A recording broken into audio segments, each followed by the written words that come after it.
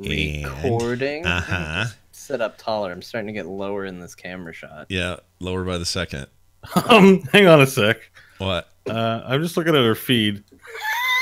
What? So we did Core 151, The Burning Steeps. And then we had our BlizzCon bonus episode. Yeah. And then the next episode is Core 194. What? Mighty Morphin Orpheus. Are we skipping a couple? Oh, crap. Did I screw that up? Hold on. I may have screwed that up. I don't know. Maybe. Oh, you're totally right. What did I do there? A lot happened at BlizzCon. 152. Oh, my gosh. The other ones didn't happen due to the writer's strike. Yeah. The files are right. The title's wrong. How did I do that? So we're at 153 is correct. Is correct, right? Yeah. Yes. Because we don't count the BlizzCon one as a number. It's a bonus episode. Right. Really, episode numbers are just a formality. Aren't they, though? Aren't they? People are going to point it out. Yeah. Or maybe they haven't. Which is why we shouldn't do them. I don't know why I do this with shows every time. I should just never do them. I mean, it's okay to number them for us, but I should, like, what does it matter for the listener? I should never worry. Yeah, I'm kind of with you on that.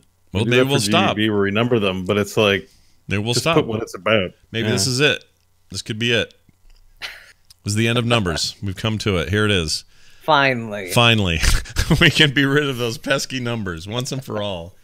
Is it like an EP thing? It's kind of like player level in Heroes. It's like I never saw it as an EP thing. It was more of a. I always felt like it was expected, but it comes from my like early podcast roots where everything was numbered, and I don't know why anyone ever did that. Like, well, I think it makes sense for things like There Will Be Dungeons, where in theory there's a logical sequence to it, but it's like a TV show, right? Right. But this thing is it's more timely. It's like, like folks who start the show now will want to listen to episode 1. Yeah. Yes. Folks want to listen to episode 1 of TMS. How many? I don't know, but if they did, the thing is, the feed you'll still get episode 1 because the feed says, you know what I mean. It's the first one on the feed, so you'll still get the original show. So I don't know. Yeah. But because some people like the way they enjoy podcasts, they find a podcast they really like, an episode in itself. They marathon the whole thing, right? Oh, yeah, you get people do. And then they're just like, I liked your show, so I listened to all the rest of them. Yeah, I did. There was a guy that did in the entire TMS run not long ago. I don't know how he pulled it off. That's insane. You must have so many hours. I know. Why would you? I was here for all those hours. Like, why would you want to do that to yourself? The whole point of the show is it exists in perpetuity. You can just kind of check in when you want. Yeah, but you can if you're a truck driver, Yeah. It's he was actually a truck driver. A lot of hours on the road. That's funny you'd say that because he was a freight driver guy. That was his whole thing. If you have the kind of job that doesn't require you to listen too much or talk too much. Yeah. Podcasts are the great invention. Yeah. And my mother-in-law, she doesn't listen very much. Listen to plenty of Instance and TMS in a data entry job I had where I had nothing to do, no talking. Just data, just entering data. Just entering data and hanging out with Scott and Brian. That's great. And Hills and Terpster and Not Patrick and Randy Jordan. We were happy to be there with you and for you. Yeah. All right. Sorry. The chat room, listen up because Bo did a great new intro today, and it's at least I assume it is because it's a surprise for me too, and I don't want to. I might have overdone it, so whatever. Don't want to miss the thing. I'm sure it's awesome. All I know is it's called Kevin Cloaken Johnson. It's probably like Butcher level overdone. Just to give you context. This could be intense. It is Butcher level overdone. Just Well, he's always a little overdone. I can always pare it back and just resubmit for. It's all good. So. Yeah, you can do a balance patch on your intros. Yeah. We nerfed the intro. Here it goes. It begins in 3, 2, 1. What's up? I'm Kevin from the Heroes Dev Team, and I'm here to announce your core. Let's get started.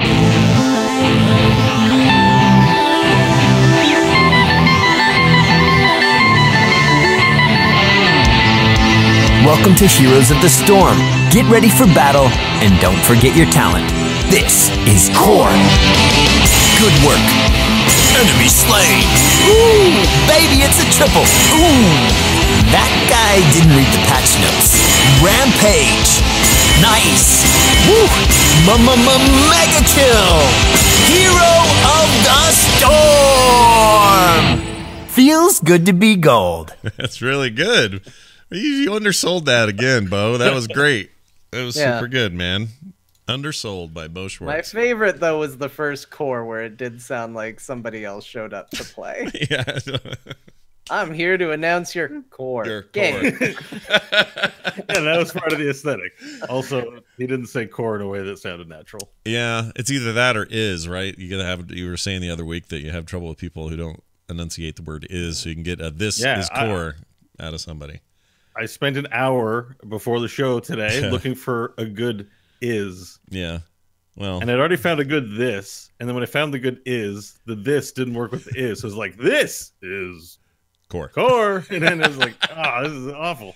Are there any Blizzard characters with is as a part of how their name sounds? Like, and if they got added, it would just permanently solve your problem. You got Nazeebo. That won't work. Let's see. Is. Again, it has to be the same voice. You can't do Li Ming with Zebo's is. No. This is. It doesn't work. Got to find a new is every time. Okay, that's your new challenge. I know this represents a ton of time, and I don't want to shackle you or yoke you with a burden or anything. But what you ought to do is one big master intro that is as many characters as you can mash together, creating full sentences would be a really cool thing. Like all of them saying, "Hey, what are we doing here?" Just like all the way to the end. Like a weird AI response machine of some kind. Yes. Yeah. Oh my gosh. Like Bumblebee. Yeah, like Bumblebee, like the car Bumblebee.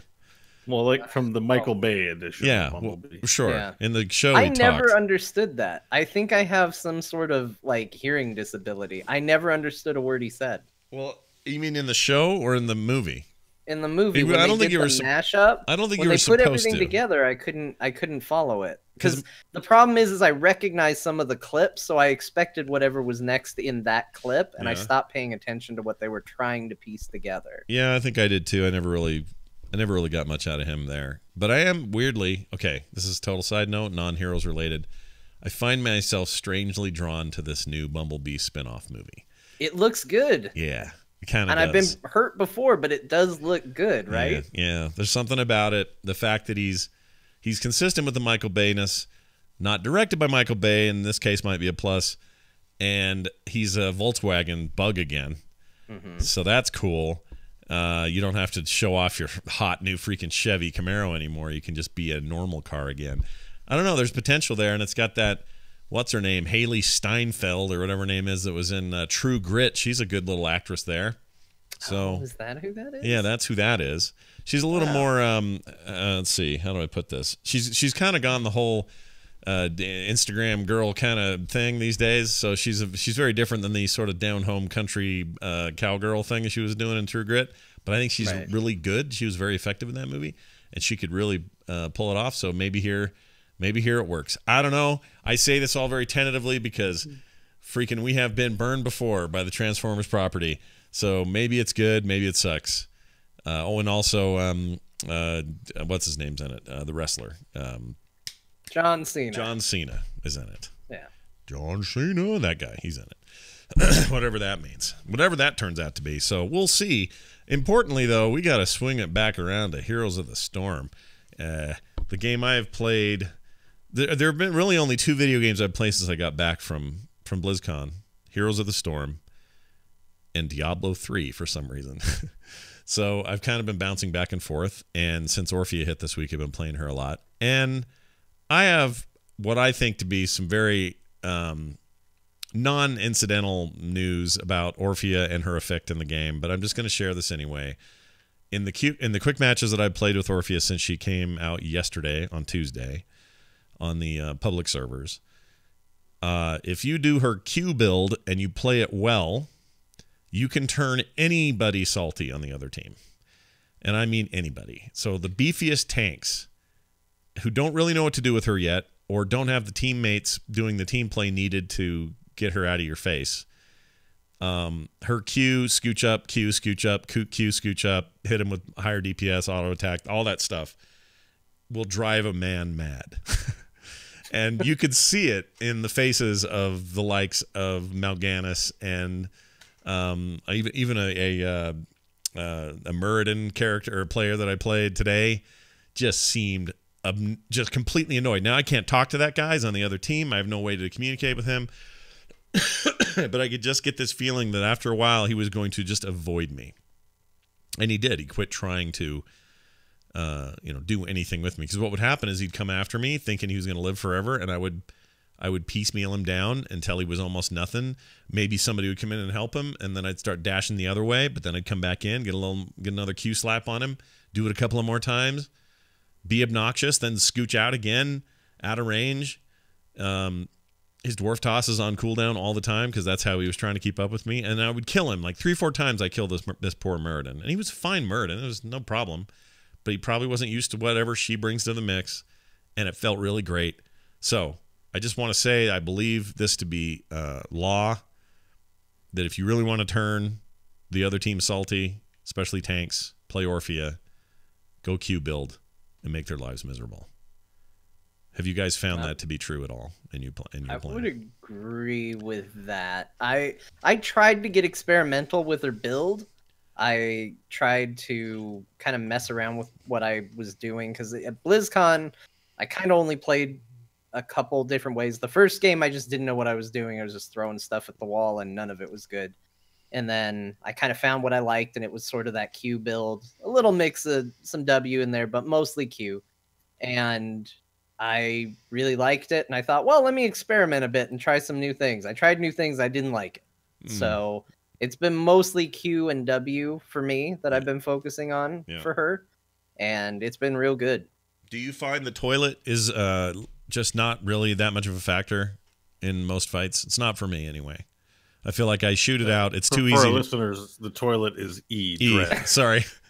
Yeah, the little toilet, the little tiny toilet, and that's part of the problem. Actually, it's got a really slow wind up, a very obvious tell, and it's a small toilet. So when you do it, it's like wind up. Oh, I see you're doing it. You see the line. Well, I know where it's going to end, so just get out of the way. Like no one's ever in it. I feel like, unless they're minions or something. So I feel like I'm just not.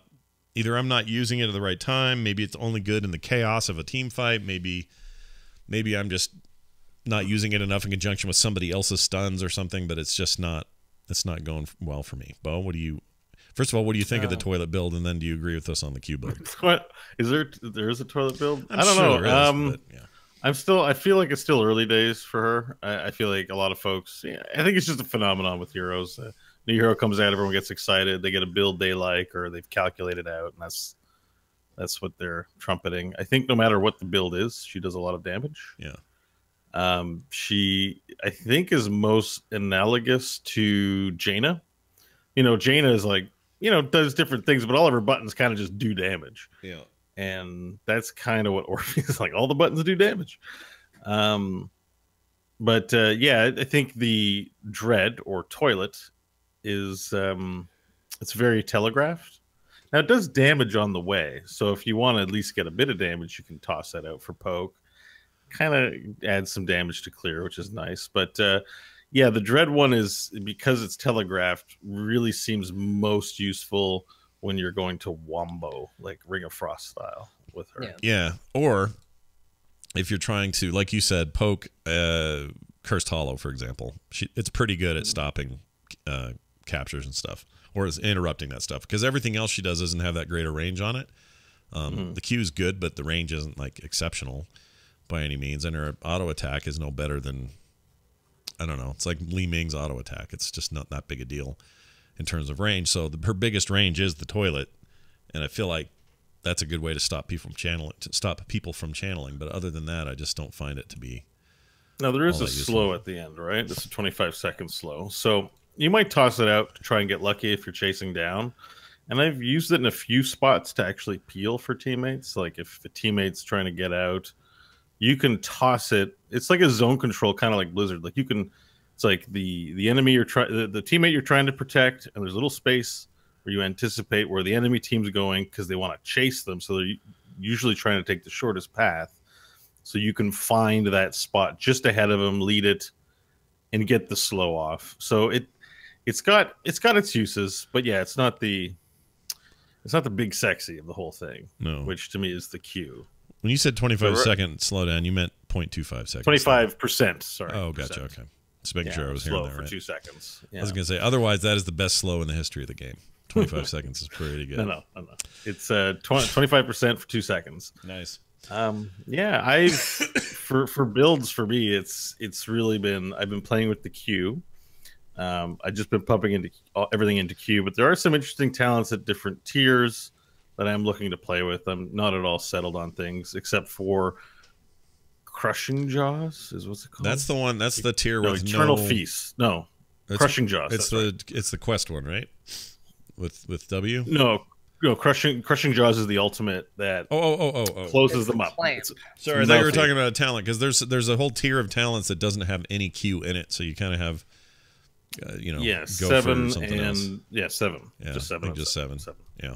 And then that one, I've been going with the self heal on the chomp, just because when you get into lane, you can heal off of minions, which I kind of like. But I'm not settled on anything. I think the thing that I'm most interested when it comes to Orphea was the Q hit and dash ability, which I was pretty stoked about, and I still am. But it is a bit awkward because that it would be a great move to use as a juke. I mean, John, you play a lot of Tracer, so and actually Scott, you do too. So when the skill shot's coming at you, you press your Q and just blink out of the way. So it kind of is desirable to do something similar, but generally speaking, the animation on Q, assuming you even hit, takes a little bit of time.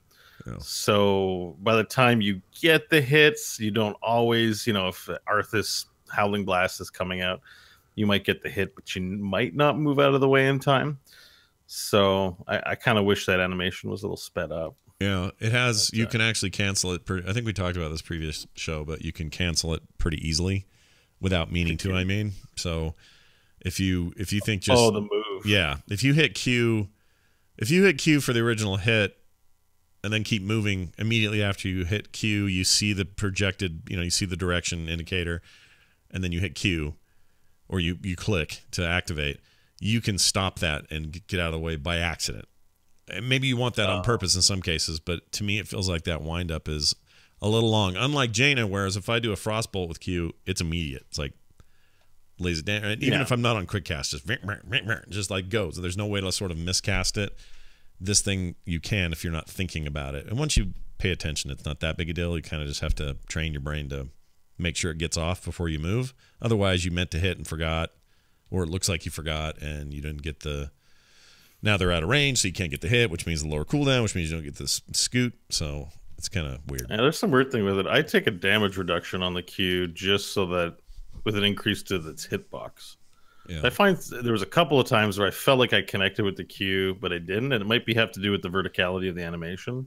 Yeah. But sometimes I kind of was like, oh, I should have gotten that. Like I'd take the movement over the damage because I've got other stuff to do damage with, so I don't need as much on the Q, I guess. But yeah. They also did a thing, and I'm not sure exactly what it was, and I would have a hard time explaining it. So maybe you guys heard, but they changed the way the dash relates towards like how you initiate the dash. I think it now is a little easier to avoid accidentally dashing in the wrong direction. I know it feels different, and the problem is I played her just enough at BlizzCon to get used to how it felt, and now with her release I was like, oh, this feels different. I think it's better because I am noticing I'm not accidentally dashing as much, but there are definitely times where I intended to dash after somebody and it isn't happening. I think it's because I accidentally click the person I'm chasing, and that won't trigger a dash anymore. Yeah. She'll just keep chasing them. You have to actually click ground or do an A move command, and that has thrown me a little bit on her. Do you think it might have just be ping related? Like I don't know. I meant to check, but like it definitely feels like my game's laggier back home after playing on machines at BlizzCon. Oh yeah. Being in a LAN environment like that was kind of awesome. It made me wish we were all in one all the time. I mean, it's not like the lag in these games. This, whatever. We have come a long way, folks. Like, it's very small. But when you've played in a LAN environment like that, which is pretty much a non-existent condition for anybody outside of pro play, and even then, do they simulate it? Like, I don't know what they do there in those pro games, if that's pure LAN, like as low latency as possible, or do they introduce any so it feels right? I think it's only LAN when they're in person at tournaments. I think otherwise they're playing on live servers from wherever they live in the world. Do you worry though? Or the reason I ask that is, do you think that that can mess with them. You know what I mean? Like their timing could be off. Yeah, throughout many games, you hear people talk about newcomers to pro play struggling with LAN, and I think part of it is when you're playing. It's a per second per frame game. When you play the game a lot and you play at a very high, let's say APM or high dexterity, these little changes can break up your flow. Like it can improve it, but it can also make you maybe overshoot or get your timing off when you're used to a certain amount. Like if you have a little bit of like a very microscopic amount of lag, but you get really good with it, that becomes part of your muscle memory. And then when you go to an environment that doesn't have that 0.1 second or 0.001 difference, it can affect you. I have no doubt. Right. Well, I like her. I like her a lot. And I'm sure we will each get to mess around with her tonight. That is to play the character. Sorry, that's all. Yeah, one thing I wanted to mention that we've been experimenting with, which we may look at, is good old TBK Zord. Yeah. From that other show. Yeah, that whatever it's called, that little dog and pony thing they got going. Yeah. Is this Heroes Hearth of the Storm? Heroes of the Hearth Storming of the Hearth. Yeah. Lords of the Heroes Hearth of the Storm. We like them, so we're not trying to throw shade. Just a little maybe shade. We are. It's a little shade. We're planning a thing. Yeah, that's fine. We were trying to do what we call the bathtub, which is the other ultimate. So the Eternal Feast, which is kind of like, it's not really a much loved ultimate because most people just walk out of it. If you get Leoric's Entomb and you put the big toilet under it, and you get a bathtub. And so we've been doing the bathtub maneuver. and that's basically, we haven't had much success with it because we keep playing with teams that are able to get out of it, but sooner or later I don't know, we won that game. It didn't we did win that one move. It was not like that one move totally wrecked it, but there were a couple of times where people were in it for a lot longer than you would have expected. Yeah. We got 5 or 6 procs of Eternal Feast off, and that's all we really ask for, is as many bathtub dives as possible. Well, another fun interaction that I noticed, speaking of that and that game specifically, is because you only take damage when it actually comes down and hits, you can actually sleep someone on top of it as like Mal'Ganis or Ana, and they will sit in the pool unable to leave until it does its damage. So they can take a bunch of damage, head on out, and if you sleep them, they will sit there until they take yet another hit. So it's another guaranteed way to get a hit, because it's not like it's down there, bubbling and hurting them the entire time. I still think Stukov's Arms probably a better tub in there. Just given the you can put a silence under it, because the big deal with it was they get out, but at level 20, Leoric gets the silence. So if you get a Stukov support, you can get a quiet bathtub. And we should just quiet bathtub. Jaina, Orphea, Stukov, and Leoric and make a quiet bathtub with nothing but all the burst in the bathtub. That sounds 50 great. 50 cents extra, you can make it a deluxe bath with Stukov. Oh, he will come in and wash all your parts with you. That's right. I'm into it. Everything the way you just said it is how I want it.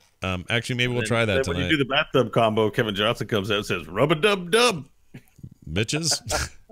Oh, maybe I like that you had to add an edge to it. You're like, Kevin's being too nice. Which is totally not Kevin. I've At what point does it become a hot tub? That's if you got a KT. There's a Phoenix on top. Oh my gosh, dude. Yeah, there's hot tub with KT, a cold shower with Jaina. Yeah, who's gonna clean that mess up? I don't know who. Janitor Leoric. You're gonna get the skin next week. Petulant child, he'll say. It's all calculated, really, by the dev team. Of course. Well, she's pretty great. I like her. And we'll see more of her a little bit later in today's show. Also, I don't know if you guys noticed this, but there have been some special drops to go along with Orphea's release. Twitch drops, to be specific. Was just looking at these on screen. Chat room, you can take a look at these as well. Bunch of stuff. Beginning November 13th, tuning into Heroes of the Storm on Twitch with a linked Battle.net account. Most of you have probably already done that for the other giveaways they've done, but if you haven't, you should. There's no harm in doing it. Could earn you some truly heroic rewards. For more info, including specific rewards, where to watch, and so on, you kind of read on down here below. here's the thing that kind of threw me just a little bit. You start on so here's what you have to do. You link your Battle.net account and your Twitch accounts. Choose a Hero of the Storm stream and watch it. So that could be this one that we're doing right now. Okay. Well, not literally this one. Well, no. This is technically podcast, but when we start playing. When we start playing in the game and the game category changes to Heroes of the Storm, yes. That would count toward it. And any stream where they're playing the game, that counts toward it. Here's the only stinker, not real stinker, but you need to watch at least 4 hours during each week of the promotion period to earn the exclusive rewards. So 4 hours minimum. That seems high for some reason. I don't know why. Maybe it's not. Maybe everybody's just chewing through hours on Twitch when you streams. think about it, it's a week. You got 7 days. Average Heroes of the Storm game is about 20 minutes. Yeah. So you watched, 3 games. You've got an hour right there. I don't think it's that bad. It's not that bad, but isn't it 4 hours per reward? Yeah. So per week, right? Yeah, 4 hours in a week. So You're assuming you can do that other you things. have to You just watch. have to have it on. You don't have to be. It's not like you have to be laser focused in and not moving or doing anything else. no, that's true. This is all true. It just seems steep. I don't know why it feels But steep. It just does. yeah, and also lower the bandwidth too. So put it right down to 160, mute it, and use your mouse so the computer still thinks you're there. Oh yeah, will it something know else. if your screen goes blank or something? Will it know you're not watching? I wonder. assume Well, I Twitch wasn't probably has suggesting stuff that cheat it. You can watch people actually stream Heroes, but I'm sure. suggesting cheat it, because if you don't have time, you can still get the cool things. It's not like they're not giving you like $1 million. It's like they're giving you some neat little doodads in your game. It's fine. And we've gotten that kind of stuff before, specifically loot chests and stuff, just by logging in. So this seems like a little steeper, but I kind of like it. So here's what you get the first week. You get the Chomp emoji pack, which is specifically for the game or Twitch. I assume the game, because they're animated. Yeah, it's for Okay. the game. All right, good. Yeah. Because I don't think, as far as I know, you can't even do animated ones. It's got an Orphea one where I'm not exactly sure what she's doing in it. She's... Oh, we got to zoom in here. Let's see. She's patting Chomp, and Chomp is expressing love. Is that what's happening? a beating That's heart. an interpretation of what I'm seeing, I guess. It looks like she's... I mean, I don't want to work blue here, but I feel like she's working his gherkin a little there. That's a little more along the lines of how I interpreted it, but He's not facing the right way. No, well, you don't know where you don't Chomp's know where wiener is. Chomp's gherkin is. No, it's in the back. It's in the back. I love that. Also, what's he chewing in the second to last one? What is It's that? a minion. Oh, It's it is a knight. minion. Okay. I see his little head. All right, so we got a hand coming out of the grave or the coffin. You got her working the gherkin. You got him trying to eat a bubble that just won't stay in his mouth. Then you got him eating Oh, that's Pac-Man. Pac-Man. Pac-Man. like Pac-Man. Okay. And then the last one is Oh, Popeye, like Popeye. and then the last one is him going through a kind of PTSD for all the horrible things she makes him do. That's what I'm thinking. Right. Yeah. He looks terrified there. Anyway, those are cool, I guess. I mean, I don't know. I'll take them. I don't use I can't tell you the last time I used an emote in the game. It's been a very long time. Well, you see how much I use them to do inappropriate things. You do, You but can take the hand and then the circle and then put the hand into the circle. And then you put an LOL next to it, or you put like a happy face. no, you do. I noticed that. You're pretty good at remembering you even have them. I just don't even think about it because usually all the emoting I'm doing is on audio with you guys over comms, so it's like not even a thing I care about in the game. Yeah, I guess it's when you go away and we get bored. I You're like, guess. I'll be right back. My lights have gone out again, and so we start just making then the noises. emojis get vulgar, and my favorite is Bo just then spams the laughing raven. Yeah. Just over and over again. Yeah, Anytime he does an inappropriate emoji, then it's just la la la la la la la. perfect. By the way, the first thing I did when I got into the collection yesterday was buy that Black Raven mount. It's so cool, dude. I didn't get that. I they're didn't do the nice. bundle, but I did that. I went and got just the mount. So all I need. The other two are fine. They can drop over time. I'm fine. Don't need to spend a bunch of money on them. They're cool alternates, but the Black Raven running around with almost like human arms and hands. Weird freaking bird, dude. Ugh, I love it. This is one of my favorite mounts in the game. Very cool. Week 2. That's 11:20 through 11:26. Your reward, a baby Chomp portrait. Yep. So it's a little Splood there with his in somebody's hand there. See? Now there he definitely looks like Splood. Yeah. Yeah, like he's a brother of Splood. Yep. He's all gooey. Is Chomp a girl or a guy? I assume it's a dude. Actually, I don't know if we should assign gender to it. Maybe it's it's like a slug. It doesn't really have a well, that's I don't right. know. We were I'm just talking about its gherkin. What has a gherkin? I mean, as we humans understand it, generally the male does. But I think that we're in an otherworldly place now, and this thing could have both gherkin and bun. Yeah, it's true. Or whatever. Week 3, I feel like you get another look at the gherkin. Yeah, so. We kind of do. Which is, by the way, a Chomp bubble spray. Now, I don't really know what's going on here. Chomp is looking up at the world, and his shadow has wavy lines for some reason. Stink lines. Is that what those are? Yeah, or I don't know. I love it. Maybe he's nervous. Maybe it's that, like, you know, in anime they get nervous and they get the little wavy lines. Maybe it's that. Maybe it's anime. Maybe anime is happening right here. Well, some people, you know, Terpster, Mark the Terpster Turpin, my co-host on the Instance, he is very, very adamantly opposed to Orphea and everything she is. And we had a long discussion on the Instance about it. He really does feel like she's like a anime pedophile girl. And I don't see it personally. Like, I look at her and just go, no, she's kind of like fully clothed and sort of weird looking and kind of what were they? A Little Sisters kind of way from BioShock. You know, she's. Well, he told us that at the con too, and I was like, dude, I don't know why he sees like, that. It's a learning moment. You know, I've seen that on the internet too. They say lolly bait is a word that I didn't know existed before. Never heard of that. What is lolly bait? Which is just the word bait. It's like saying jail bait of someone, you know, of a woman. Lolly bait. But the lolly comes from Lolita, you know, the famed novel, you know, and I'm like, okay, so it's just like, that's the same as saying, well, I assaulted her because she was wearing attractive clothing. You know, it's just like, we put a young girl in it, and we made her seem cool. And it's like, it's for pedophiles. It's like come on, like you're like, pedophiles are pedophiles. It's like this is normal. So don't say shit like that. You sound bad.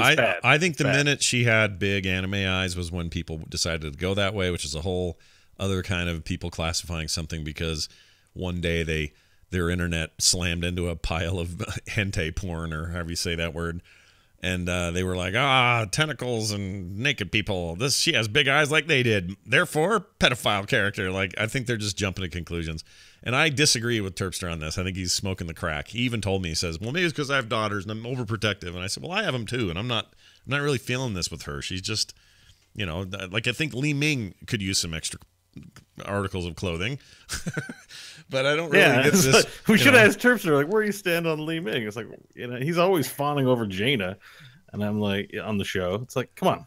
Well, maybe that's the difference, is like when I see a character, I'm like, I can't wait to get in there and kill somebody with this. I don't look at the character and go, I can't wait to virtually bone this character. Like, that's not what my thought is. Like, it doesn't matter which one. It doesn't matter if it's Artanis or Kerrigan or a cheerleader Kerrigan. Like, it's just, it just doesn't matter. That's not my thought. It's just, I'm going to straight up murder somebody with this character. Yeah. I think the argument is not whether or not it is, or will you do it, is that the developer did that with the intent. You know, because we've all seen that game on Facebook, hot new RPG, and it's literally, you know, it's like there's just a bit of cloth over the girl's ample breasts, and it's like play our awesome RPG, and it's a junkware game, and they're, you know, pandering to that aesthetic. This doesn't feel like it's pandering to that. They're not, like, this is the furthest thing from it. Like, yeah, it's more prolapse than sexy, if you ask me. Bo's got nothing but eyes for Chomp. But like what's Chomp? That's the real story. Yeah, let's talk about Chomp. I mean, let's take how problematic he is. Take away their powers, take away their you know, their fighting abilities and all of that. I think her and Lily are probably, they'd be in school together. Like, they're kind of the same, you know, and nobody ever talks this way about Lily. I know she's a panda. Okay, I get it. She's not exactly more human-like than the other girl, but I just don't get it. And then once people start talking about this, well, now it's just out there. You know what I mean? That's my biggest problem with it, is I was going along going, oh, original character, that's cool. Ooh, she's really pissed at her dad. Her dad's kind of a dick. This is awesome. She's going to get revenge. She got a purple monster to help her get her dark deeds done. This is really cool. And then somebody goes, yeah, but she's kind of a pedophile-looking anime girl. Well, now you've peed in the stew. Nobody wants the stew now. Don't pee in the stew. Go somewhere else and pee. Anyway. You know, it's art. It's what was it that if the thing from Hamlet, you know, where you see yourself in the things that you watch. Something along that. I can't remember the line. Is it Hamlet? Oh, I love it when you do this, when you get all theater. Come on, do it. Give it to us. I don't remember the line. I'll look it up. Maybe we'll share it later. But there's a play within a play, I believe, in Hamlet. And I think Hamlet's goal is, because, you know, his father died and the ghost accuses his uncle, if I remember correctly. And I think one of Hamlet's ploys is to stage a show hoping that the guilt of his uncle would reveal itself as he watches the play. I can't. It's been a little while, but still, but the idea is that wrong. This will now be the second topic we're not allowed to discuss on the show: sports and Hamlet. It's the idea that you know, we reveal ourselves by the opinions we hold and the reactions we have to things, and we don't realize it. No, I get it. It's yeah. Especially to art and in games. Games are a way to reveal yourself through play. And I mean, fiction and art is a way of playing when you're viewing it, and you reveal yourself to be that way. That's why it's like, when you're like, oh, sweet, a cool new character. It's a little girl. It's great. Yeah. And then someone looks at her for 2 seconds and is like, oh my God, the pedophiles are going to go crazy. They're after them. And it's like, what's on your mind, buddy? You know, like that's, it's not that you can't say it, but it's just the accusation, the projection that would even be out there. Just is kind of like, Tondergosa in the chat room says, kind of like what you guys just did with the emote a minute ago. That was more about me just being a douche, and John. I see dong everywhere. There's nothing wrong with that. That's I feel pretty normal about that. It was the first thing I noticed because it was what was on my mind at the time. Yeah, John's dong is always on my mind. So accurate. Remains true. This is true. And people in the chat room are like, keep this going. This is getting popcorn. Ooh, this is a bad conversation. No. This is what people do. We discuss things. You guys are all like acting like this is pins and needles, thin ice. Dark Sting 77 likes dong. Yeah, dong looka. Keep the dong talk. It's a really good dong talk going. Yeah. Actually, that's a really good screen name. Dong. Just kidding. Dong looka. It's a good name. Dong looka 22. I like it. That's a Dear Martha name. I'm just kidding. You're amazing. You're wonderful. Oh, they're great. There's nothing wrong with these guys. Yeah, I'm just teasing. When people get all skeezy about conversations we're having, I just like to remind them it's a conversation, guys. We're not. That's the point of talking things through sometimes. And you know what happens to me a lot? I'll get on the other side and go, oh, you know what? You're kind of right about that thing that I disagreed with before, because now I've heard you explain it. It's good. It's a good thing. People should do this more in life, not just clam up and go, oh, I don't want to go near that with a 20-foot pole. Podcast can be a nice pole. Just stick it in. Just. All right. What do you think of when you hear that, John? Your face kind of told me. I mean, pole stick a pole it in. and a hole is just a hole and a pole. Like there's nothing else to that. You're right. It just really was a There you reaction to the sound effect, and look that way. Yeah, it's my fault. All right, so check this out. You get loot chest drops. Back to the thing here. In addition to the guaranteed rewards listed below, they'll also be giving out tons of loot chests at random viewers tuning into the Heroes of the Storm streams. So they have dates for that. Here's what you got to do. Tune into any Heroes of the Storm stream anytime between 9 a.m. Pacific, November 13th. That's yesterday. 11:59 p.m. PST, December 4th. So sometime between that and that's your zone. That's your time frame. For a chance to win a common loot chest, there is no limit to how many times viewers can earn this reward through the duration of the program. These rewards will show up automatically in your Battle.net app gift inventory. So if your accounts are linked, all you need to do is watch. That's it. So, although make sure that the stream drops are enabled. Oh, is that a thing you got to do? At this thing, yeah, not all streams will have drops enabled, and that's up to the user to enable the drops. Right. So just got to make sure if you're a streamer, do that. Have I done that? I think I have. I don't actually know. Well, we'll check it after the show. Yeah. I think you have to enable it for your viewers. So, okay, so it's on me. It's on the streamer to do it, not the viewer. The viewer doesn't have to do anything. Yeah. Okay. Next to you'll see on a stream where it says, I think what game is playing. It'll say in green, drops enabled, and that's how you know it's a drop friendly stream. Let me see here. I can tell you right now because I have it right up.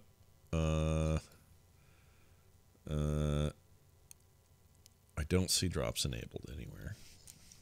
I'll figure it out. No need to worry about it right now. All right. The important thing while you figure that out, we can let you figure it out now. We'll move on to boosts. Oh my gosh, tell me about boosts. You're not talking about stim packs, are you, Bo? What's a boost? No, stim packs are yesterday's jam. Today's jam is boosts. Okay. Yeah. It's an IT Crowd reference for all you IT Crowd fans out there. Sure.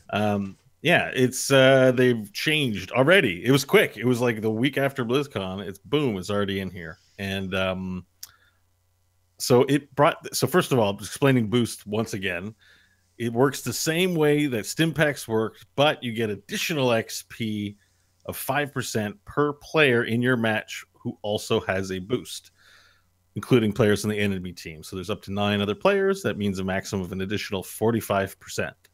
When you load up on the loading screen of a map, you'll see the boost next to their name. When you hit the tab, you'll see boost. You'll get a nice little animation for the people who support the game. Have little boosts. I got into a match where I was the only one with a boost, and I was like, "You filthy scrubs! I'm paying your way here." Freeloaders, freeloaders. Yeah, every one of them. Yeah. So that's the only, I think, issue that's come up as a conversation about this. It's got a cool new graphic, it's got cool new functionality, everything's very nice, but boost shaming may become a thing. And I've been tempted to concoct a strategy to promote boosts when I get into my matches, like have a few things saved in Notepad and paste them in the chat, like this match brought to you by Boost. Get your boost on the collection manager today. Brought to you by Bluehole. Yeah, but it already does that. It sends you. I think it sends you a little. I don't know what it says if you don't have a boost, but there's a message that pops up that tells me what I'm getting for my boost. Well, at the end of the match, it lets me buy a boost if I didn't have one already, and then I think it applies to the XP I got for that game and extra gold, and it applies it post game. Because I did it yesterday, and so when I finished, it said, "You don't have a boost. You want to do one?" Little glowing thing next to results or whatever. I hit it. You go apply it, and then it tells you when you do it, this is what you'll get. You'll get 10 extra gold and whatever XP, 80,000 XP. And I don't know if that happens every time, or if it only happens when you're close to leveling something, or I don't know. I couldn't figure that part out, but it absolutely does prompt you to do that. I can tell you that every quick match I played, which was I've probably only played 4, not games with you guys before the patch, but the 4 games I've played since the patch yesterday, every single one of them, somebody in there thanked someone else for a boost. So somebody said in the chat, "Hey, thanks whoever has the boost." Like you couldn't tell who had it. Maybe they can tell, but he didn't know how to tell yet or something. It was, first day after all. But they would say, "Hey, thanks for the boost, whoever's boost that is. Good luck and have fun." We got that a lot. Every game I played, all 4 of them. Somebody different said that in every game I played. So I guess that's good. That's the positive side to it. Yeah. And I'm happy to hear that because Bo's not wrong. I got into matches where it's like the 3 of us have our boosts and there's the 2 other randos, and you already have your opinions on dirty randos in your group, and then they show up without a boost and you're like, guess you guys are welcome. You kind of think it. Yeah. And you don't say it, but you think it. And so I would agree that I understood where the anxiety about boost shaming might come from.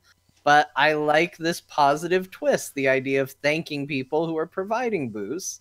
maybe some positive reinforcement to tell somebody, oh man, I want to get thanked for something. They're certainly not going to thank me for my Nova play. I'll go buy a boost and earn accolades from other people. Sure. And it'll encourage them, and it'll be great. Do they stack? Do we know that? So like if 3 of us have boosts and 2 don't, do the 3 stack to give us all better bonuses? And if a 4th was there, it's 5% per player. So you get 15% if there's 3. So sorry, maybe I missed this nuance of the boost. Do non-boosts get the percentage bonus from us? Yes. Yeah. People? They get something out of it. I don't know if it's a full 5%. I have no idea, but they do get something. That's even worse. Well, I said this message of hope. Now Bo's mad. Think of them as minions, and you're popping. What is it? Inspire or whatever it is that I don't want to inflate their broke ass accounts. But you get more than they do because you own it, right? So you're getting a boost beyond that, right? No, well, yeah, I'm getting the benefit of the boost, but I guess I'm getting the 5% and they're getting the 5%. They're not getting anything I'm not getting. Right, you're getting everything. I'm supporting my favorite game, and they're like, oh, I'm a free-to-play player. But granted, it's a free-to-play game, and that's the whole ethic behind. It's the few support the many. I think in all free-to-play enterprises, if I understand how it works. Yeah, that is how it works. But also I should just be mature about it. But I kind of think it's funny. Like, it's making me laugh. You're the whale, Bo. You need to stop thinking you're not the whale. Yeah, you're the whale. Look, here's the deal, though. All be whales. Here's the deal. If you go in there and you're the only guy, and all 5 of your teammates, I guess other 4 of your teammates are all benefiting, and they're not buying, but they're benefiting, the idea would be, oh, this is cool. I'm getting a little trickle-down boost here. If I bought boosts, then that would not only help me more, but then I can help other people in the group. I mean, like maybe it would spread the love. I mean, that's probably a very optimistic way of looking at it, but that's kind of how I saw these games I was in. People are just super thankful. And what they should let you do is at the end of the match, give the bonus to people you thought did well and not give the bonus. Actually, you get 5%. You fed. No 5%. Oh, that's not bad though. That's probably worse. That's probably more Lord of the Flies than we need in this game. But that is incredibly funny. But the idea of being able to gift like a boost to maybe somebody that you felt went above and beyond, like a commendation with XP benefit, right? That's kind of a cool idea. Yeah, I don't hate that. It's like a commendation with an actual effect. That is more than just, you have a nice score. You also have a little extra XP, which means you got extra possibly gold and a freaking, a brand new drop, or what do you call it? I can't even think of the name of the loot box. Puts you closer to a loot box gain for sure. Yeah. Yeah. So that's not a bad way to think of it. Or give it bonus goes out on votes. That's interesting. Lord Shaper says in the chat. The problem with the MVP screen is it's only going to give you 5 of the 10 people in the match, and so the person you might want to give it to might not be on that match. Right. So I think it needs to be decoupled from that because. Well, if you got the vote though, but in the post match screen maybe or something like that, you could just. Right. I bless this person with my commendation, and then on their UI they get a notification like, "Bling, you were great in the match. A player donated the 5% XP to you." But what if chat room has a good point? What about taking the boost away from someone who's a total douchebag, Carl? Because those guys are going to exist. That just adds a way to troll. I think we need more ways to encourage good behavior and reward good behavior, and I think we need the current way to punish bad behavior to be better. Like, I think reporting needs to be a little more transparent that it's working, and I think we need to feel like it's doing what we want it to do. But I don't feel like it makes for a better atmosphere to come in and go, look at all the ways we can punish somebody, or even potentially have someone grief somebody else by just being like, I'm going to deny their boost just because I hate that guy. Yeah, I'd be worried about John denying my boost in our own team matches for playing something like Lost Vikings. Right. Played Vikings, denied boost. It's just, to me, you should think about lifting people up, and, on the other side of that spectrum, let's make sure the reporting system works really well. Yeah. I like it. as an idea. I don't think they're going to go that far with it. But as it currently stands now, it's fine. It's not bugging me. Like, well, I currently also don't have a boost purchased, so I know. I'm prepared to get boost shamed. I'm one of those guys. I was one of those guys. I went to go buy one yesterday, like I said, at that one screen, because it was going to be worth it. I was going to level whoever was super close to leveling, plus I'd have some extra gold. And I went to go do it, and it said, hey, you don't have enough gems. I'm like, oh, well, what do I got to spend to get a little boost here? Oh, a minimum of $10? Like, eat my poop. I didn't want to do that. It bugged me, irritated me, so I got out of it. I think that it's still the same problem that I had with stims or other things where I wish I could just get them incrementally. If you said, just go pay the pure value of a boost and not this $10 increments, 10, 20, 50, whatever it is, I'd feel better about it, just like I would feel better about all the purchases in the game if they didn't force me to get fake currency in $10 chunks. I hate that. So that's still a problem, and it's just laid on top of this as far as I'm concerned. I agree with you, Scott. But on the other side, stop letting all your friends down and buy a boost. I'll probably buy one tonight. But I remember just being annoyed by it last night. I was just like, come on, man, what's this about? Plus, I was sick. I was really grouchy. I wasn't. I think it's also kind of rough to buy the boost on sale right now. So yeah. Also, the 1 year boost is on sale for 6,000 in lieu of 9,000 gems. I have no idea how much that is. But when you're buying in big denominations, it's actually kind of difficult. It's way more difficult to buy that without overspending, I believe. Yeah, you have to buy, like...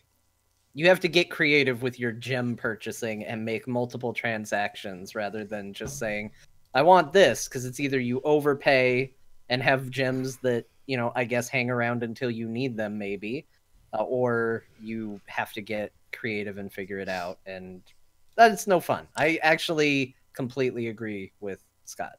If you want to buy one thing, you should spend money on that one transaction, and that should be it. Yeah. Even Nintendo's back. They used to do this at Nintendo. You had to buy it in chunks when you'd buy a game digitally or something. Like if I was buying a 3DS game over their eShop thing, it would say, oh, that's a $29 game. You need to buy a $50 credit, right? And then I just have this money sitting in their bank earning interest while I, have to wait for the next thing I want to buy, and then I still have to top off whatever I had left in the account. It sucks. I hate it. Would you, because the gem system's proposed as a way to unify currency and to make, I don't know, probably stuff on their end a little easier when they're changing prices. They can just change it in their space money. So it seems like it would be a lot of maintenance to maintain several systems of purchase. Like it's also, I think, easier for them to just limit the purchase to gems. That way, whenever they're doing customer service, the problems they have to sort out are less complex. The logistics are less complex. Would you pay a premium to pay a la carte directly? Like, let's say, the gem equivalent was $10, but you had to buy gems and you only buy 1,500 gems. Or you just paid $12.99 for a direct cash purchase. Yeah. Would you pay the extra to just not have gems? I mean, I probably would. I think I probably would too. I'd rather do that than just keep money sitting there that I can't spend until I add more money to it. Because I think the ideal solution is allow us to, if you want us to buy gems, rather than here's your 4 options, find a way to make it work, break it out to more variables to where it's easier to hit the numbers you want. But also they do that thing where the value of what you're buying never works out to an even number to what you've purchased gem-wise. So you never end up with a zero balance, or if you do, you screenshot it and go to Reddit and go, holy crap, I'm at an even balance for gems. Look at this. Yeah. Because it's always some odd number. It's, like, oh, I had to buy this amount and now it's this weird $450 that I have to buy this thing for. Would you be happier if you could spend your 47 gems on like 6 hours of boost, like whatever the yeah. Just let me throw it away and zero out that balance. Yeah, please. I kind of agree with that. I mean, if I wish they could just say, all right, a thing is 390 gems. Just let me pay whatever the current equivalent rate is for 390 gems, not in lots of 1,000. Just say, if lots of 1,000 are $10, great. I'll go buy that if I want to for whatever reasons I want to. But if all I need is $390 to buy a thing, what is the equivalent cost in dollars or whatever your denomination is of 390 gems, let me buy those gems. And if that goes up and down, fine. If that fluctuates because of international trading and, the reason they put it in place in the first place, fine.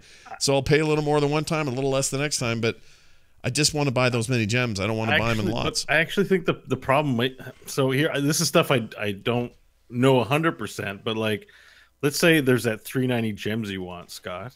Yeah. And so you buy 390 in gems, and then you go and you're like, oh, it was 391. I forgot to buy one gem, and you make a transaction for like a gem. Right.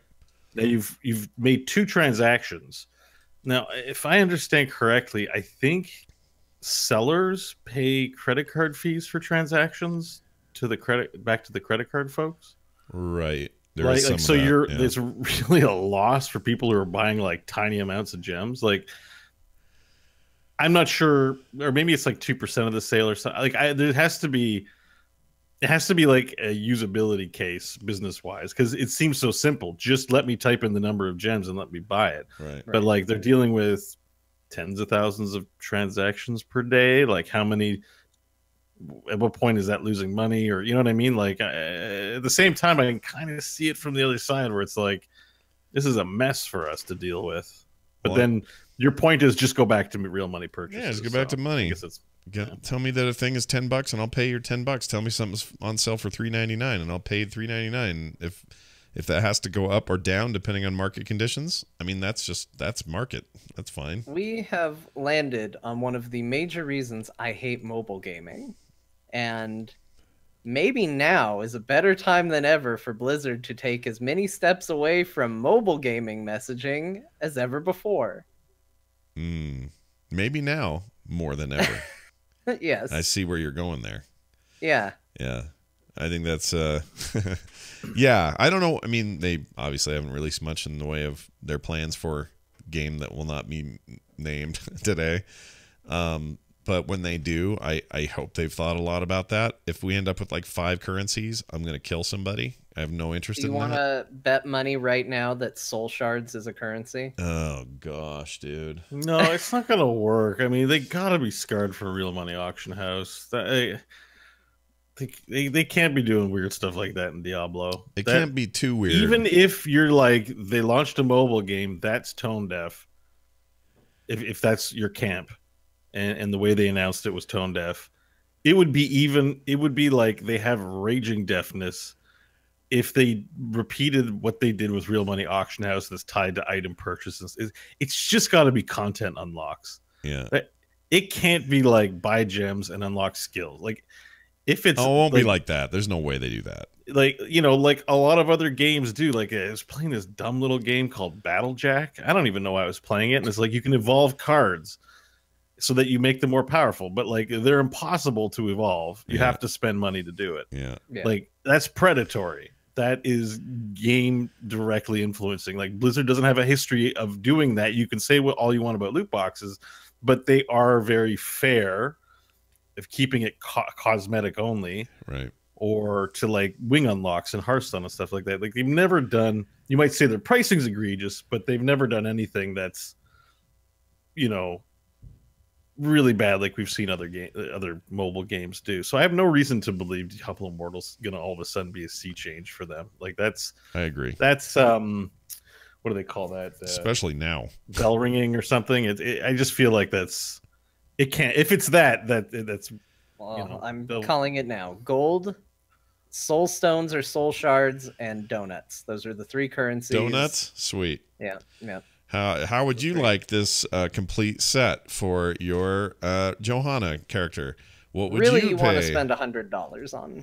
Yeah, you want. Yeah, you really want to spend 99. It's the best value. I saw an article. The best value. Yeah, that's what they always say. They're saying, someone stole $1 million to spend on Game of War. Stole $1 million. I didn't check it. It was a Kotaku article. Is it really called Game of War? Yeah, Game of War was like the #1 app on mobile for like a few years. I think the one they had like a model advertising for it at one point. I got to come up with a comic for this. I'm going to do some sort of like 3-column word jumbo that's like, choose this word, choose of, for, you know, like different what's the word, what's of called? It's a conjunction. Pick a conjunction, and then your third word is, you know, something of something, and then the other one has to be like war, heroes, like you could there could be some fun there. Thrones, lands, kings, champions. Yeah, it's for real. John, you'll help me make it because I can't think of any of these names. That's pretty good. Real quick, I want to just address Mosley Wow in the chat. It says, this is interesting and all, but nothing is going to change anytime soon. The first half of your sentence is why we're talking about it, because it's interesting and all. The other part we can't control. So we're talking about a thing. This might be the cold talking. But we're talking about a thing because it's interesting to talk about. That's kind of what the show does. So I just want to throw that out to Mosley Wow. Hope you're having a great night. Rock on, buddy. He's a nice guy. We saw him last year at BlizzCon. Yeah, he's a super nice guy. I'm just not a personal affront or anything. I'm just saying, yeah, that's what we do here. If they're not going to change it, there's nothing we can do about it. It's still interesting to talk about. So I just think it's not mobile's known for this kind of stuff. It's not limited to mobile by any stretch. There are bad deals and predatory gaming practices on all platforms. Oh yeah. So also the people raging about mobile, sort of conveniently when they're making that passionate argument, are ignoring the fact, like, because it's prevalent there. It's just the whole ecosystem is wrong, and the truth is that games haven't gone up in price since I was like a kid. Yep. Back in the day when my Super Nintendo Secret of Mana was still like, I think 89 or 99 bucks Canadian. I'm like, it's cheaper now to buy a way better game than, you know, that Secret of Mana that I was begging for months to buy it for me, and my parents are like, get a job, you little kid, you can't afford $99. And it's like, I love the idea. I love that it's an insult to call you a little kid. I think that's very funny. I'm sure there's someone who knows better, who you can explain market, blah, blah, blah, blah, blah. But, you know, chocolate bars are like, used to be like, you know, cheap, and now they're like $5. Starbucks coffee in Anaheim was $5, the small one, the short. Like the boat has gone full old man yelling at the cloud. Yeah. And it's like, games are not like, they should be $500 or something like that. And gamers are like, ooh. Yeah, it's a weird. Want to make money? You guys, you know, it's like, it's one of the weirder economic, like there are economics classes up in the university here that my daughter goes to that have that make this is a huge discussion for them because it's an anomaly.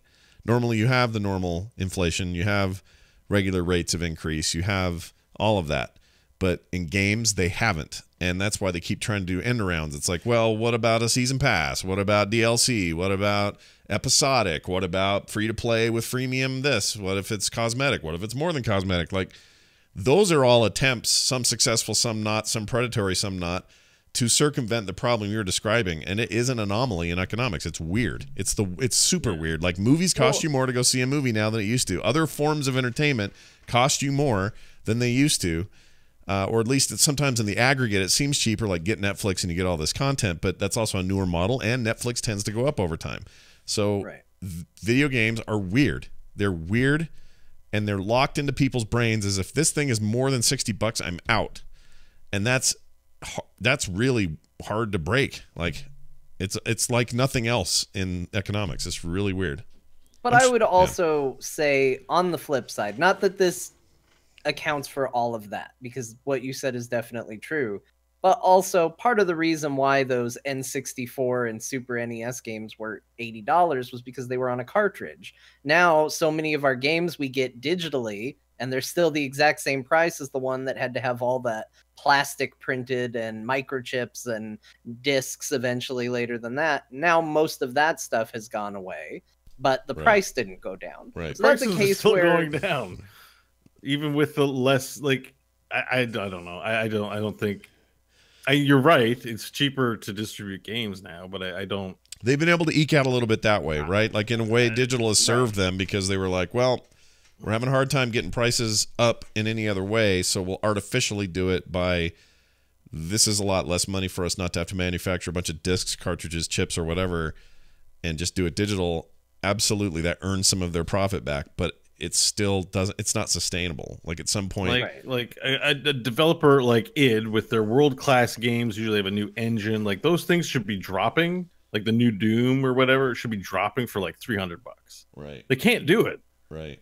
Like they could easily rationalize that amount, but they can't do it because you'll riot. Right. So you want free to play games, and then everyone's freaking out because they don't like the models and free to play games, and it's like they got to get you somehow. Like, yeah, you know, and so there's a race to the bottom to get gamers' attention, and you know, free is very enticing, and gaming is unique in that it can come up with creative ways. You can't come up with a creative way to make a movie free to play at your local theater. No, nobody pays, and they spill Pepsi all over your floor. You don't get 20 minutes in and go, oh, if I could just see Tom Cruise smile. I was told that if I pay this little gem price in the middle of the movie, his smile shows up. I guess I'll go ahead and pay it. Like this, that's why it makes it. It's just wholly unique. Everything about the current state of game economics is so weird. It's fascinating to me, and I'm no expert at all, but it's like we talk about the gems and Heroes of the Storm. We talk about all this stuff, and really, it's just like a symptom of the industry that is gamers. We don't want to do anything we don't want to do. No one puts baby in the corner in terms of gamers. There's no more a client base that freaks out that I can tell than gamers. Oh, like, not even close. You know, maybe like your ISP customers come in first, and then gamers are second. You know, because ISPs and phone companies are always trying to rip you off like all the time. But, maybe. I think maybe even gaming's definitely crept up though. Like it's in a weird place that way. I think people just respond respond better when they don't feel like they're being taken advantage of. Now, again, not all people. There's always going to be people that's just their hard line is I shouldn't have to pay for it. It should be free. But I think when you get to more people who are at least reasonable to some degree with their expectations, it's just, you know what? I just don't want to feel like I'm being taken advantage of. You know, I'm willing to spend the money as long as I feel like I'm getting some value for that money. Right. And I mean, one of the ways they're doing that now is you pay for the gold edition and you get to play the game like 4 days early. You know, that's a weird thing to me, but that's kind of a, you know, is it worth X number of dollars more to spend at your game to be able to play it today versus in 4 days? That's a real basic thing to make a lot of money off of. Yeah. I know the Hitman game that Hitman 2 just did that. Yeah, they did. Where I was tempted and and then I said, no, I'm playing Red Dead. I don't need this game early. And I skipped it. Yeah. Same as, what was the other one? Oh, Assassin's Creed Origins did the same thing. And not Origins, Odyssey. I was like this close to doing it. This close. Me too. Yeah. Oh my gosh. I was so annoyed by that. And then I was like, what am I doing? But I don't mind that that's like I can't fault the industry for trying to find ways to do this. I just wish Heroes wasn't just down the gem route. I wish there was another way for them. And I don't know what it is, but I wish there was. I mean, it's the way it works in. They're getting a bad deal. It's the way it works in. I mean, Overwatch isn't a perfect example because you're just paying for loot boxes there, and you do have that currency you earn over time that you can buy skins outright with that you grind over time. But the only real money exchange you're doing is, I would like to buy 30 loot boxes. That's $49.99. Here's your money. Go. It's just real money. I kind of wish it was that again. Maybe there's just too many things to buy in this game. I don't know. It's complicated. Well, obviously. I think part of it is, and I don't know how much they pulled back on it, but they wanted to give out gem rewards. They're effectively giving you money to spend in the store every 25 levels in the game, and so they probably can't give you gems or money, cash, but they can give you your gems as part of a reward program. And I feel like there was some thought, and we may even see this in the future, that, you know, if we ever got tournaments or some kind of thing that, you know, we can make prize pools with gems. Yeah. Like the system that I made and proposed to the heroes. Did you? I sent to them. You know, like the point of having the gems is to be rewarded with currency that, yes, you can only spend on heroes, but maybe just like World of Warcraft, you can cash that gold in for Blizzard bucks for BattleNet balance. Maybe, you know, you can earn rewards, cash in for BattleNet balance, and buy the latest Warcraft expansion with your heroes earnings. I still think they should get on top of this. That just might be, they have a limited amount of stuff to develop and we're not there yet. But yeah, that's why they want, I think that's the big sell for the gem system, is like, yeah, it's inconvenient for us when we want to spend a specific amount. But the flip side is we might actually earn some gems, and we can, but hopefully we need to earn them faster. 25 levels takes a while, but yeah. Chat room's got a great idea. I put the kind of ads they want in the game. They want the announcer to say, Jaina is headed down the Geico middle lane. Geico, when you need when you need to uninsure your core, choose Geico. Like, the idea that they could put some of that stuff in there is pretty funny. But again, they shouldn't do that. They can't do it because why is it acceptable on TV? Well, first of all, we're conditioned for it. But second of all, like today, you can have Hulu with a commercial version. You can have Hulu and pay a little bit more and never have commercials. Well, I, of course, do the one without commercials because I prefer it. But that's an easy choice because you're like, okay, I can passively watch a thing. Oh, there's an ad. I can ignore it, do something else, and then come back and passively watch a thing. Video games aren't asking you to passively do anything. They're asking you to actively do everything. And if you start doing things that take them out of that experience or change their focus or jack up what they're supposed to do, you can't do it, dude. Or you have people who have tried have failed miserably. So funny story. I've often on the show saying, "Oh, I love the game PlanetSide." PlanetSide 1 literally did this. They actually put screens on the bases and had ads running in the game at one point. That's awesome. There was a revolt. Oh, I'll bet there was. That says the player base was dwindling, but in your MMO, RPG, FPS, whatever, having ads. Imagine having an ad on Storm on the ramparts of Stormwind as you're flying in on your map. That's literally what they did in that game. I don't know how many examples there are in the MMO space of actual in-world ads, but it did not go well. I'll tell you where it works. It works in driving games. I have no problem with billboards rotating and being different static billboard ads. No problem. That's cool. Well, that's what I was going to ask you guys, because that's a thing that comes up pretty frequently is when it makes sense in the world, does it bug me if somebody went out and made a deal and all the vending machines are branded Coca-Cola vending machines in a game? That doesn't bug me because I'd rather see something that's authentic to the world than something that's like, here's our Boca-Cola that's a very similar logo and kind of free advertising anyway, but we made up a dumb pun. Right. Like, and it's the same way in movies when people are like, oh, look at that. They're making their marketing dollars because they really focused in on that logo. It's like, yeah, these are the products that are in our world. It doesn't really bug me that much. But in PlanetSide, it does, because this is supposedly in the future on a different planet, and you're like, Energizer batteries gonna be real big and real important for your spaceship. So you're gonna need them. Here's I totally agree that there's a huge disconnect there, but in a game like Fallout, you want them to have Nuka-Cola. I don't want them to replace it with Coke, right? Because it's a part of the fabric of that game so much. So even this is complicated. Like, it's just complicated. I don't know what games look like 20 years from now, but I'm dying to know because I think we're heading into Weird Town. I really do. And I don't know, man. 20 years is a lot of time in video games. We're gonna see some real weird shifts. 20 years, the game companies are gonna pay you to play their games. Maybe. I mean, who knows? It could all flip on its head. It's only the pros that get paid right now, but pretty soon everyone's gonna get in on the money train. I mean, if I could go back in time, there's a lot of things I'd do, but if I was given one extra trip back in time, so it didn't go against my total numbers of times I could go back in time, I would go back to 2008, right around the time that Oblivion launched on Xbox 360 and PlayStation 3 and PC. And I would have waited around a little bit for the news cycle to talk about the stupid horse armor. Yeah. Horse armor for $3 and the complete meltdown the entire video game world seemed to have over that, the player base had over that. And I just want to get on a microphone and go, y'all ain't seen nothing yet. And then poof. And then I just disappear and go back to the future and wait for them all to catch up. Because what a difference 10 years can make, man. I bought horse armor. Made my horse look cool. Yeah, it did. I did too. I liked it. And I thought $3 was pretty cheap. Was it $3? I was about to say $5. I thought it was $2.99, I thought. Maybe. It's so funny because you say that now, and I'm like, it couldn't have been that. People were upset. Yeah. But I think people would have been upset about that back then. Yeah. Nowadays, horse armor for $2.99, people be like, that's a hell of a deal.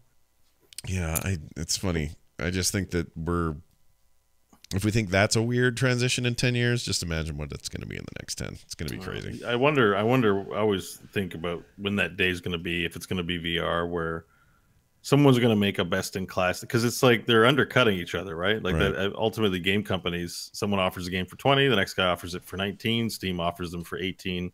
Like they're all undercutting each other. Right. And at what point does that AAA industry say, like, we're going to standardize pricing for games? And I guess that's a cartel. You can't do that, but it's, at some point that's got to be. Where's our video game commission? Yeah. It sets prices and fair wages for developers, and also allows gaming companies to actually just charge appropriate things for their games.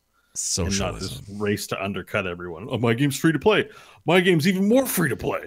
Why? It's like it's not healthy, I think, for gaming. Government subsidized video games. You get your monthly box of allotted video games. I'm a Canadian. The government delivers marijuana to people here now. I know. Like I know. They're the drug dealers in this country now, and that's how it works. Yeah. Social programs. Sure. Why not? That's my culture. Sorry, Americans. It's totally fine. All right. There's more to say. That's a good discussion, though. I think we did well there. A couple of changes, by the way, coming that weren't Orphea related. For example, Alex Straza's Lifebinder, that is one of her ultimates, and Rhaegar's Ancestral Healing, one of the great ultimates of all time. Both these abilities are no longer cancelable under any conditions other than enemy abilities that remove the target from play. That could be Devouring Maw, that could be Cocoon, that could be Gorge. But outside of those cases, if you are casting that thing and Muradin comes up and throws his Stormbolt thing at you, his hammer at you, you will not be stunned out of your thing or interrupted once you've started it. So you're good to go. My question is, why not Lily's 1,000 Cups? Why not somebody else, some of these other ones? Like, it feels like this should be a universal across all healer characters, not just these two. Well, yeah, but that's, I don't know if it's considered channeled, but it's a different situation. Like, these ones are basically, it's like they have a wind up before they take effect. Like Ancestral goes, like there's and so you'd stun during the. I don't remember that part, the sucking part, but well, yeah. the wind up, the.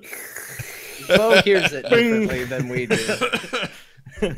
I love it. And anyway, the idea being that, like, there's this period of time where there's counterplay to it, and really, if you don't get that ancestral off when you need to, that it's like, you're boned out of your ultimate, basically. Yeah. So it kind of feels bad.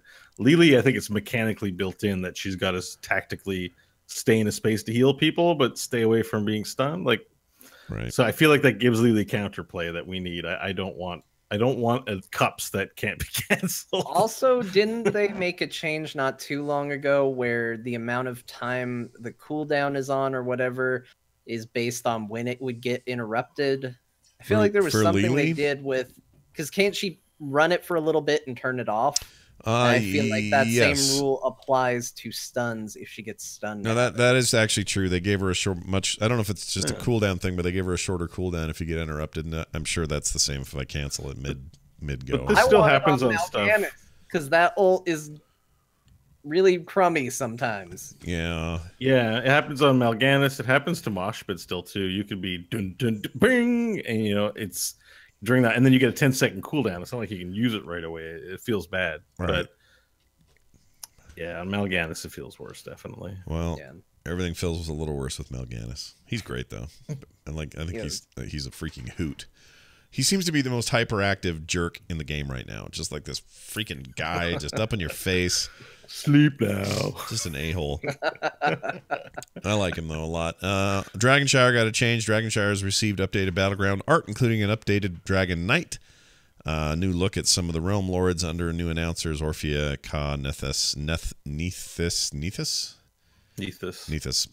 Yeah, so if you want to see what they look like, go to the announcers and you can get a look at what your comics in the future might look like. Sure. I want to see this Dragon Knight. I haven't been on Dragon Knight in a while, actually. Is that thing in rotation right now? I don't even think it is. Is it? Yeah, it is. I've played on it, but I don't think I noticed the new art. Oh. But it was just yesterday, so maybe I didn't get Dragonshire yesterday. I finally had a public game with my first Orphea game being home. When it came out yesterday, I played on Hanamura, finally. Oh, hey, you finally saw it. I don't know why I never get this thing in rotation. It just never happens. And it's still only the one time. So it happened at the LAN game at BlizzCon, and then one time since. and those are the only 2 times I've seen it since the rework. So I don't know what that means. And then the other one was what's the other one I haven't seen? Oh, the reworked garden I saw at BlizzCon on the LAN game, but nothing since or before. So still waiting for that one to pop. Yeah. Tonight maybe it will. Maybe. Here's my prediction. Tonight will be all about those 2 Diablo levels, because they always pop up, and then we'll get like Nuki Town, whatever it's called, Nuke Desert. Nuki Town. What's it called? The famous Call of Duty map, Nuki Town. Missile Town, Missile Country. What is it? Warhead Junction. Warhead Junction. That's the one. We'll probably get Missile Country's a good name. No missile for old country. No missile for old country. But that's probably what'll happen. But tonight we'll test it. We'll see if we can get one of these new maps. That would be not new maps, but maps I never see. I've gotten Blackheart's Bay 3 times since the patch. Oh, I haven't seen Blackheart's. And I have not played that many games. So Yeah. conspiracy theories abound. Stuff like that happens, man. I don't get it. What else we got here? That's pretty much it. Hey, don't forget, this weekend there is a brand new There Will Be Dungeons happening at 3 p.m. Mountain Time right here at frogpants.tv. It is our D&D campaign set in a arid wasteland, Mad Max style, and we've been doing it now for 37 3-hour or so sessions. And if you think that sounds like a lot of content, it kind of is, but it's worth it if you haven't caught up. But even if you're just jumping right in, you'll have a good time. Bo's our DM. Me and John and Kristen and Kyle are all there, and we're all having a blast. So if you have any interest in that at all, check out therewillbedungeons.com for all the pertinent details. And now, something a little special for everyone. All right, I'm going to play a thing, and I got to make sure my file's queued up. Hold on a second. There we go. Okay. This is an email we got from a listener. This came to us from, do I have a name? Well, the name is Solo1513. However, he wrote the entire email, he or she wrote the entire email in Dear Martha structure. And so I thought it'd be fun if John read today's email as it was presented here as a Dear Martha letter. John, are you ready for this? I'm ready. Okay. I haven't really read through it. I just kind of saw what it was, so I may stumble through this, but we'll see how it goes. I'm sure it'll be fine. Here goes in 3, 2, 1. My dearest Martha, life has grown hard with the change of season. The commandants have decided to put the privates in charge of discipline assignments across the entire front. Time was an officer could post a demerit up the chain every day for a week, and never would the rapscallion in question see a day of spud peeling, much less latrine duty. But this past month, a near dozen sergeant majors in the division, and yes, Martha, myself included, endured 2 whole weeks of detail. They said my behavior was unbecoming of an officer, but as you well know, I keep my own counsel. I never even used the newfangled correspondencers, but on high isn't down here, so seems to them I could well have said any of those things. Doesn't someone read I'm in good standing, 1,300 levels, own all but 19 tunes. Martha, I know I have tried to prepare you against my not returning home to you, but now my very commission is in peril, and the pension due a soldier's patient family for his years of service, well, I'm at a loss to counsel you should these mad greenhorns have their way, and I am put against that wall like a reprobate. Tell the children, just tell them Daddy did what he could. Yours earnestly, Solo1513. So good to have you do it instead of me just read it. I'm not 100% sure I've figured out what he's talking about, except it sounds like he got I don't silenced. know what I just said. I think he got silenced or something because something he said or whatever, and he's complaining he's got 1,300 levels, owns but all but 19 tunes, which actually doesn't seem like, it seems like he should own more than that at 1,300 levels, but whatever. But I think that's what he's saying is he got in trouble and silenced by Blizzard for a few games or something for being a jerk in a game or something. Yeah, it seems like he sends here, time was an officer could post a demerit up the chain every day for a week. Yeah. And never would the rapscallion in question see a day of spud peeling, much less the Treen dude. Yeah. This guy went really far. It was really well written, but yeah, by the time I got to the end, I was like, I hope I didn't just activate someone Manchurian Candidate style or something.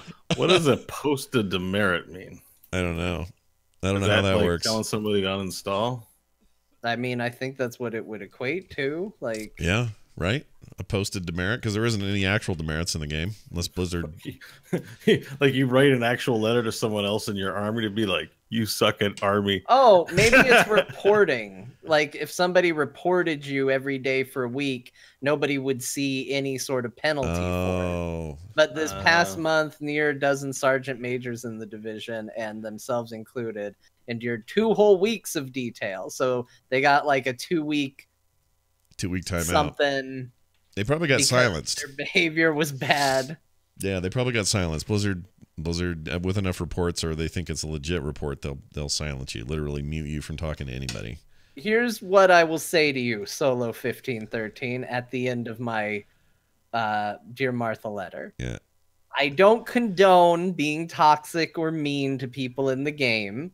And odds are, if a punishment came through, you were probably maybe doing something you shouldn't have been doing. But in my eyes, the work and effort you put into this letter makes up for it. I hope you get back soon. Bo did this for some reason. I don't know why. That's the emojis I use in the game. Oh, okay.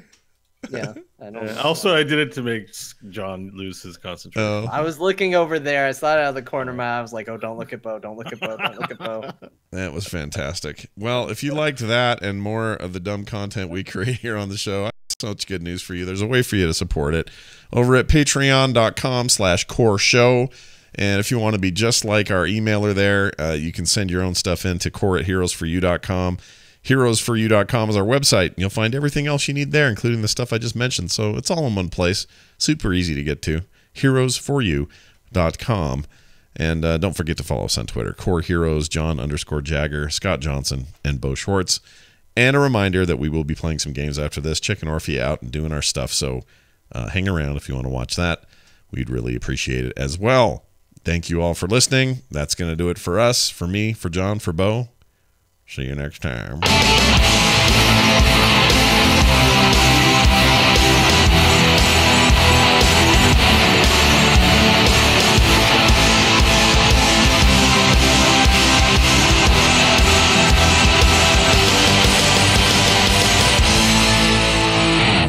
This show is part of the Frog Pants Network. Frog Pants Network. Get more shows like this at frogpants.com. That's a good